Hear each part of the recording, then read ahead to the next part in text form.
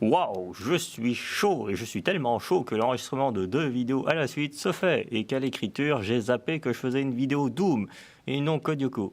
J'ai encore plus de dessins vieux en stock, mais à l'époque, je voulais alterner dessin perso et dessin pour la déconne. Mais changement de planning, donc bon, bah ok, je suis d'accord, j'avoue, je meuble.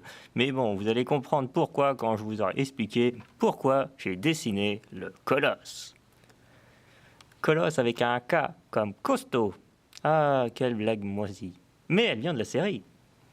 Non, mais le truc, c'est que ce dessin n'a vraiment pas pris de temps à faire. Et il faut dire que les modèles 3D de Code Yoko sont pas détaillés, en tout cas pas beaucoup. Non, sérieusement, j'ai fait des études en 3D et je vois encore plus les limitations techniques de l'époque. Il n'empêche que quand j'étais petit, j'adorais ça. Et j'aimais vraiment bien regarder la série. Ah, cette série.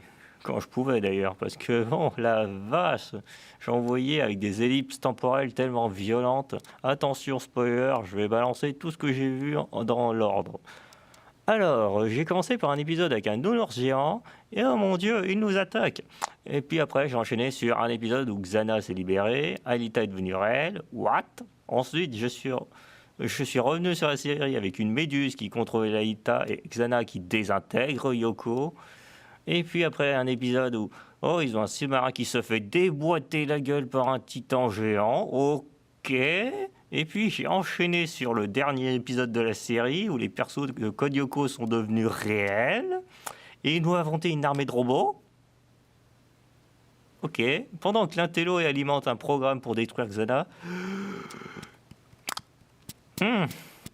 Il est clair qu'il y a beaucoup de choses que j'ai dû rater entre-temps.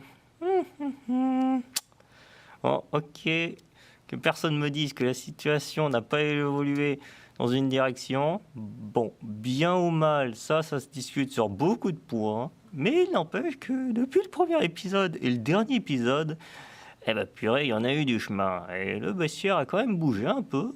Bon, il n'est pas monstrueux, mais waouh, si un jour je fais une fresque, elle sera quand même un peu peuplée.